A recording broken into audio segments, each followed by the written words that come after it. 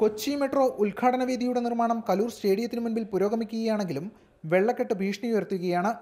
Kaloor stadium അടക്കം 25 സ്ഥലങ്ങളാണ് വെള്ളക്കെട്ട് ഭീഷണി നേരിടുന്നതായി ജില്ലാ ഭരണകൂടം കണ്ടെത്തിയിരിക്കുന്നത്. ഈ സാഹചര്യത്തിലാണ് പ്രധാന വേദി അടക്കമുള്ള സ്ഥലങ്ങളിൽ ജില്ലാ കളക്ടർ മുഹമ്മദ് വൈ സഫീറുള്ള പരിശോധന നടത്തിയത്. ഉദ്ഘാടനത്തിന് പ്രധാനമന്ത്രി കൂടി എത്തുന്ന പശ്ചാത്തലത്തിൽ വിഷയത്തിൽ അടിയന്തര നടപടി സ്വീകരിക്കാൻ വിവിധ വകുപ്പ് മേധാവികൾക്ക് അദ്ദേഹം നിർദ്ദേശം നൽകി. ഓടകൾ വൃത്തിയാക്കുന്നതിൽ പാളിച്ചയുണ്ടായിട്ടുണ്ടെന്നും 4 ദിവസത്തിനുള്ളിൽ എല്ലാ പ്രശ്നങ്ങളും പരിഹരിക്കുമെന്നും കളക്ടർ മാതൃഭൂമി ന്യൂസിനോട് പറഞ്ഞു. ഓവറോൾ ഈ വെള്ളക്കെട്ടിൻ്റെ പ്രശ്നം പരിഹരിക്കാൻ നമ്മൾ 24/7 സെൽ ഫോം ചെയ്യുന്നുണ്ട്. ക്ലീനിങ് അൺഫോർച്ചുനേറ്റ്ലി നടന്നിട്ടില്ല. That's why through disaster management district administration is also trying to coordinate it.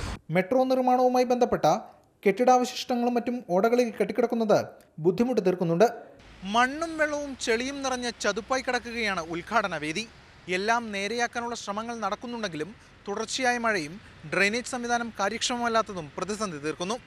S Ragin, Mathrubhumi news, Kochi.